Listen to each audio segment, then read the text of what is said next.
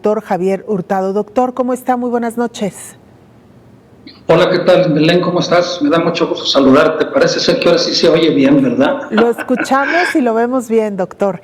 Qué bueno. Pues básicamente, doctor, conocer su opinión respecto a este respaldo que no lo había dado, al menos no tan contundente, el presidente a su dirigencia, a sus candidatos aquí en Jalisco, para que se recuenten los votos del 2 de junio. ¿Qué opinión le merece, doctor? ¿Qué lectura da usted? Sí, bueno, efectivamente hay un cambio de 180 grados en la actitud del presidente, de que anteriormente pues había dicho que ya la elección prácticamente estaba concluida y que los resultados pues se debían de ser aceptados. Ahora esta postura pues sí significa un giro fundamental. Ahora bien, habrá que señalar lo siguiente: esto del recuento de votos, si se llegara a realizar, Belén, pues tendrían que hacerse diferentes interpretaciones y ajustes de carácter jurídico y jurisprudencial para pues que ese recuento de votos sea legal y sea válido. Entonces, hay diferentes preceptos establecidos en el Código Electoral del Estado de Jalisco y en la Ley General de Instituciones y Procedimientos Electorales de cuándo es cuando procede el recuento de votos y cuándo es cuando se debe de hacer. O sea, el recuento de votos se debe hacer antes de la sesión de cómputo, que fue el domingo siguiente al de la elección. Entonces, un recuento de votos fuera de sus plazos puede realizarse por que el Tribunal Electoral así lo ordene, pero siempre y cuando el actor o el demandante demuestre que solicitó ese recuento de votos ante la autoridad administrativa electoral, es decir, el Instituto Electoral y de Participación Ciudadana del Estado de Jalisco, y que le fue negado. Entonces, el Tribunal Electoral podría ordenar que se realizara ese recuento de votos, pero también se establece allí que no podrán ser objeto de recuento las casillas que ya hubiesen sido recontadas en los cómputos distritales que se realizaron el domingo posterior al de las elecciones. Entonces, te digo, a mí me parece que esto del recuento de votos pues puede ser una situación, digamos, en que todo cambie para que todo quede igual, ¿sí? Claro, doctor. Y en este sentido estamos hablando de que un porcentaje importante de estos votos ya se recontaron de acuerdo con la autoridad electoral. Y por otro lado, doctor, como usted bien lo decía, pues son diferentes las causales, diferentes los preceptos que establece la ley para determinar si se realiza o no un conteo, como lo ha dicho el presidente, voto, casilla por casilla. Y en este sentido, bueno, lo que ha dicho Morena, entre otros argumentos, es que se rompió la cadena de custodia, que la autoridad electoral no garantizó unas elecciones transparentes, seguras, porque hubo en medio, lo que Morena dice, algunas irregularidades. ¿Usted cómo ve estos, digamos, argumentos, doctor? ¿Podrían ser válidos para que la autoridad falle a favor de Morena? Mira, el recuento de votos, de acuerdo con la ley, debe de hacerse cuando la diferencia entre el primero y el segundo lugar sea menor al 1%. Eso está establecido en la ley. La otra causal que establece la ley para el recuento de votos es que el número total de votos nulos sea superior o igual a la diferencia de votos entre el primero y el segundo lugar. Entonces, estas situaciones pues se tendrían que acreditar en los consejos distritales, ¿no? Donde tendría que realizarse el recuento de votos. O sea, yo no estoy pensando y no puedo imaginarme el recuento de votos de todos los votos del Estado en la elección de gobernador en un mismo sitio. Sería incluso material y humanamente prácticamente imposible. Imagínate tú en un solo lugar reunir más de 3 millones de boletas electorales, pues eso sería de locos, eso tendría que realizarse o debió haberse realizado en los consejos distritales. Bueno, dejemos eso de lado y pensemos más bien qué es lo que procede o qué es lo que se puede derivar de esto. Mira, Belén, a mí me parece que para no darle muchas vueltas al asunto, yo creo que lo que se debe de proceder es revisar si procede la nulidad de la elección, no el recuento de votos.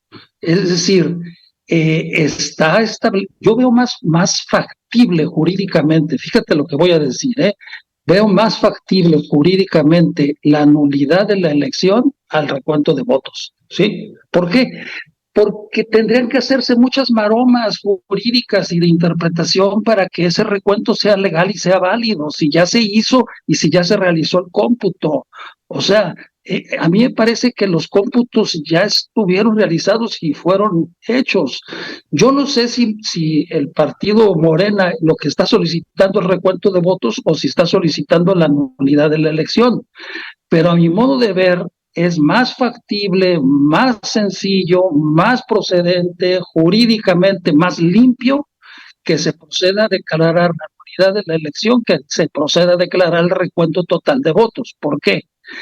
Porque la misma Constitución, la ley general y el Código Electoral del Estado de Jalisco dice que sí procede la nulidad de la elección cuando existan violaciones graves, y que violaciones graves son aquellas que produzcan una alteración sustancial a los principios constitucionales que rigen la función electoral. Y los principios constitucionales del artículo 41 que rigen la función electoral, pues son el de certeza, el de legalidad, el de independencia, el de imparcialidad, el de máxima publicidad y el de objetividad. Bien, el de certeza, ¿cómo se violó? Ese principio de certeza se violó porque transcurrieron 6 días sin que se supiera quién había ganado las elecciones y porque el PREP nunca pudo avanzar más allá del 63.56%. El de legalidad porque se vulneraron tanto los principios como también el acuerdo del Consejo General, que está establecido con rango de reglamento o de norma válida para todos los organismos electorales locales y federales con respecto a la operación y a la llevada en práctica del programa de resultados electorales preliminares. El asunto de la imparcialidad del organismo electoral, pues yo pienso que está plenamente acreditada la parcialidad del organismo electoral por múltiples situaciones. Si quieres, ahorita enseguida las podemos mencionar para que me permitas continuar con la enumeración de los principios.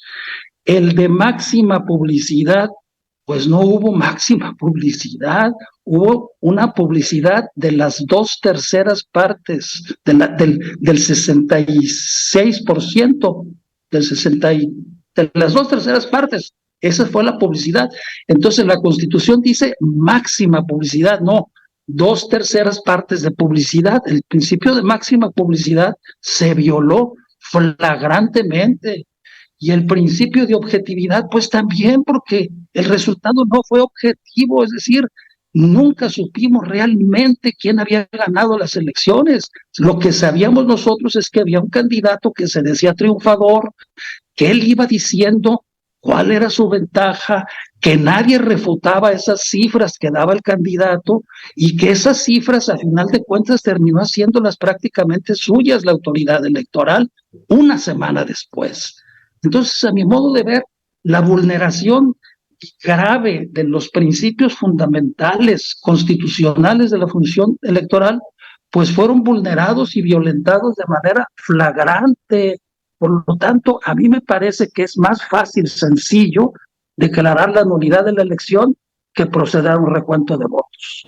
Claro, doctor, que de hecho es lo que solicitaron en una primera instancia Claudia Delgadillo, que fue la candidata de la coalición Sigamos Haciendo Historia por Jalisco a la gubernatura, y José María Martínez, el ex candidato por esta misma coalición a la presidencia municipal de Guadalajara. Ellos interpusieron estos juicios de inconformidad ante el Instituto Electoral y de Participación Ciudadana, solicitando la anulidad de ambas elecciones. Sin embargo, doctor, también es verdad que ellos en sus declaraciones, particularmente Claudia Delgadillo, ha dicho que también están pidiendo el conteo del voto por voto y casilla por casilla.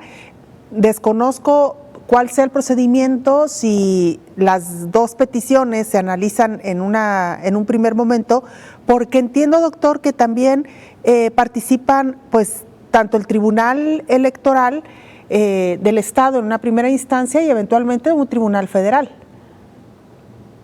Sí, bueno, no es excluyente ni está prohibido que se planteen ciertas impugnaciones ante la autoridad administrativa electoral y otras se planteen ante el Tribunal Electoral del Estado.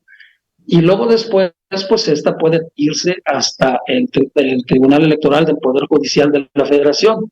Que vaya a proceder, lo desconozco. Ya será situación que tendrá que resolver las autoridades electorales, aunque hay que decir una cosa.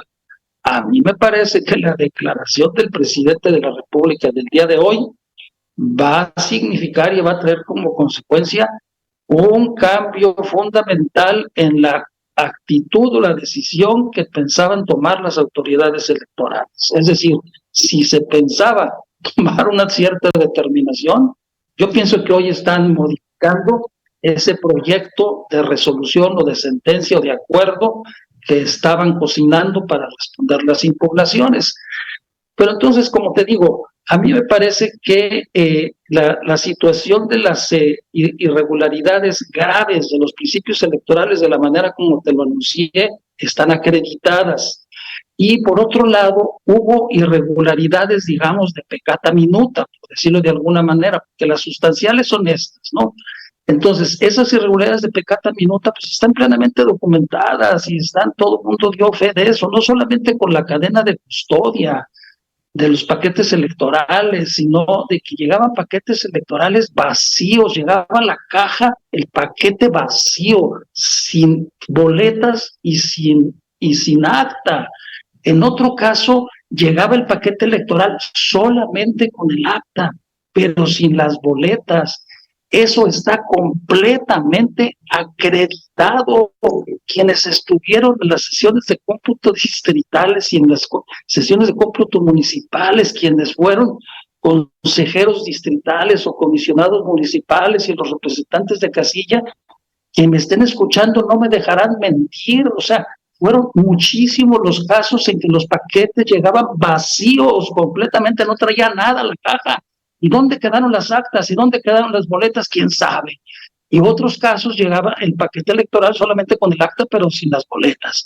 Entonces, digamos que esto sería como peccata minuta. A mí me parece, ¿por qué digo yo peccata minuta? Porque entonces se procede a declarar en todo caso la nulidad de la elección de una casilla, o si en todo caso las nulidades del cómputo en distrito, si esas irregularidades se acredita que se cometieron en más del 20% de las casillas. Entonces son como de peccata minuta, son cuantitativas. Pero las violaciones cualitativas, graves, sustanciales y determinantes son la violación de los principios constitucionales. Yo ya lo he mencionado en otras ocasiones y me permito reiterarlo. El asunto de un triunfo electoral y de una elección no es un asunto meramente cuantitativo de números, de numeritos y de que los números te cuadren. Eso cualquiera lo hace, por favor, eso. Cualquiera hace cuadrar los números, ¿sí? De eso no se trata. El asunto de un triunfo electoral y de una elección es cualitativo, no es cuantitativo. Y la cualidad o la calidad de una elección tiene que ver con la observancia estricta de los principios constitucionales. Esos principios constitucionales a los que hice referencia y que fueron vulnerados de manera flagrante y ostensible. Certeza, legalidad, imparcialidad, máxima publicidad, sobre todo, ¿sí? Entonces, a mí me parece, reitero, es más sencillo si en verdad se piensa limpiar la elección de Jalisco, lo mejor, lo más sencillo para las autoridades electorales es que se declare la nulidad de la elección y que se vuelva a realizar la elección. Ahora, doctor, y por último, porque lamentablemente el tiempo se nos termina, pero sí dejar anotado que ha llamado la atención pues la rapidez con la que han salido a responder tanto el candidato Pablo Lemos como el gobernador, ¿no? De decir, adelante, que se lleve a cabo el reconteo de votos. Y también la presidenta del organismo electoral.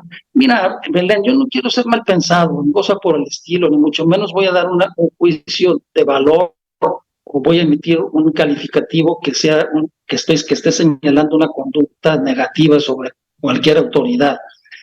Pero este principio de que las elecciones se realizan un domingo, luego al tercer día se realiza el cómputo, ¿sí? Y luego, pues el miércoles, y luego el domingo se hace ya el cómputo distrital y la declaración de validez.